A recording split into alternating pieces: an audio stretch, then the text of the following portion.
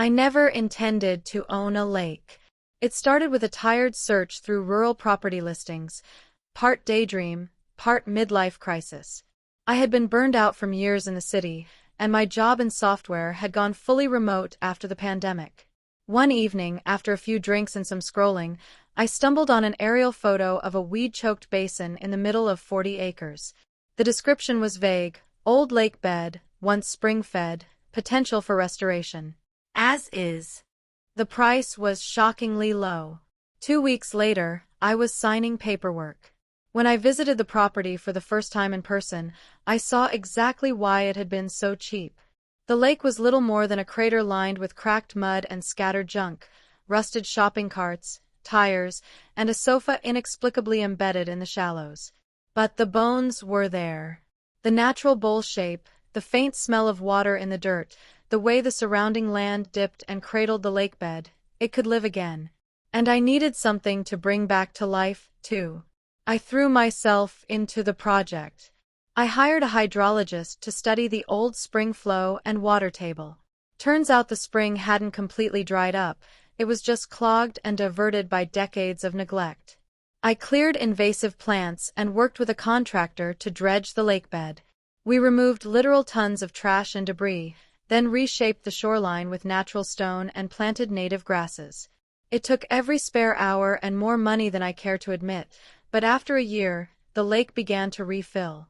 Rain helped. So did hope. By the second summer, the lake had become a mirror again, reflecting cotton candy skies in the evenings, alive with frogs, dragonflies, and the occasional deer at dawn.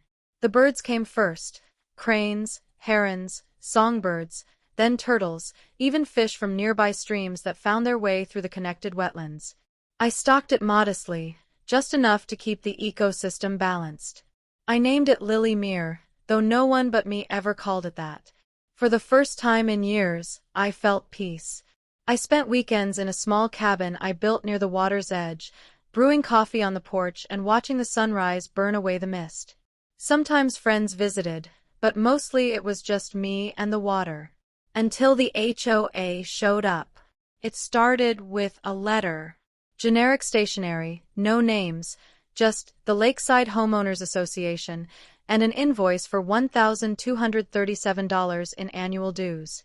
Maintenance and shared access for community lakefront amenities, it read. I stared at it in disbelief. First of all, my property wasn't even in their neighborhood.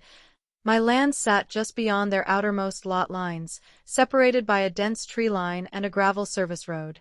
Second, they were referring to my lake. The one I personally bought, restored, and protected. The one no one gave a damn about when it was a dried-up pit filled with garbage. I called the number listed. A woman named Stephanie answered with a falsely sweet tone. "Yes, Mr. Blake," she said after I explained who I was. "You're now within the Lakeside Community Lake boundary. As such, you're responsible for your share of maintenance." "What boundary?" I asked. "I don't live in your community. I bought private, undeveloped land. No one ever mentioned an HOA when I closed." "Well," she replied with a condescending lilt, "the lake is considered a shared feature under our original development plans. It's been dormant for years, but now that it's well back, it's technically common property." "Technically," I repeated. "I own that lake. I have the deed, the title, the water rights. I paid for the restoration. You people didn't even know it existed 2 years ago." There was a pause on the line. Then, the corporate mask slipped. "Sir, if you refuse to pay your dues, we'll have to escalate this matter legally." I laughed. Actually laughed out loud. "Good. Let's take it to court." Click. The next few weeks were a circus. First came the passive-aggressive notes left on my gate. Then came the drone. Yes, a drone, buzzing over the lake like an angry mosquito, trying to snap photos of community property. I called the sheriff about trespassing. He shrugged and said it was a civil matter. Then, the real kicker, they started showing up in person.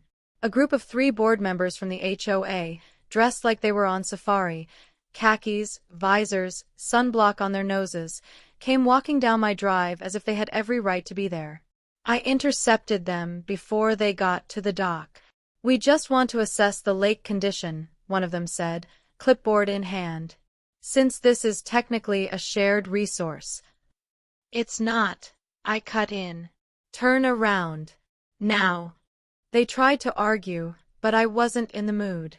I pointed to the no trespassing signs and told them the next step involved law enforcement. They left, grumbling about cooperation and community standards. I started documenting everything: photos, recordings, timestamps.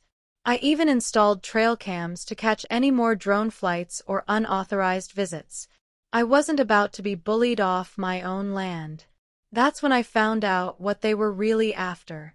While researching the HOA's claims, I requested a full plat map from the county. And there it was. The lake had never been part of the HOA's common property. In fact, their original development plan decades ago had specifically excluded the lakebed due to it being unstable and unfit for recreational use. They'd built their homes around it, not with it. So when I restored the lake and made it beautiful again, suddenly they wanted it. Not to preserve it. Not to help pay for its upkeep. They wanted to control it. They saw dollar signs, private lake access, resale value, maybe even a beach club. I hired an attorney. She was young, sharp, and absolutely gleeful at how weak the HOA's case was. "They're overreaching," she said after reviewing the letters. "They're hoping you'll fold without a fight." We sent them a formal cease and desist. Attached were copies of my deed, my water rights, and the county's land use records showing the lake had always been separate. The lake, that I was charging people for access, that I planned to sell it to developers. One particularly creative flyer claimed I was introducing dangerous exotic fish. Eventually, they filed a formal complaint with the county zoning board, alleging that my private lake restoration project had disrupted local water flow. The hearing was a joke. I had every permit, every inspection report, and testimony from 2 hydrologists. The complaint was dismissed within minutes. But I was tired. Exhausted. Not because I was afraid of losing. I wasn't. But because the dream I had worked so hard to build was constantly under attack by people who only cared once it became valuable. I was defending peace. That winter, I fenced the entire perimeter of the lake with wrought iron and cedar. I installed a keypad gate and cameras. I posted new signs: private property. No HOA access. Violators will be prosecuted. Then, I did something a little petty. The HOA homes had lake views. The sign read, "Private Lake. Not affiliated with Lakeside HOA. Access by invitation only." And underneath that, in smaller letters, "Restored and protected by a private citizen, not a committee." The letters stopped. The drone disappeared. The HOA went quiet, licking the water. They say you can't own nature. That may be true, but you can protect it from people who see it only as a feature on a brochure. And sometimes, that's enough. Let me know if you want a different tone, e.g., more humorous or dramatic, a twist ending, or to continue the story.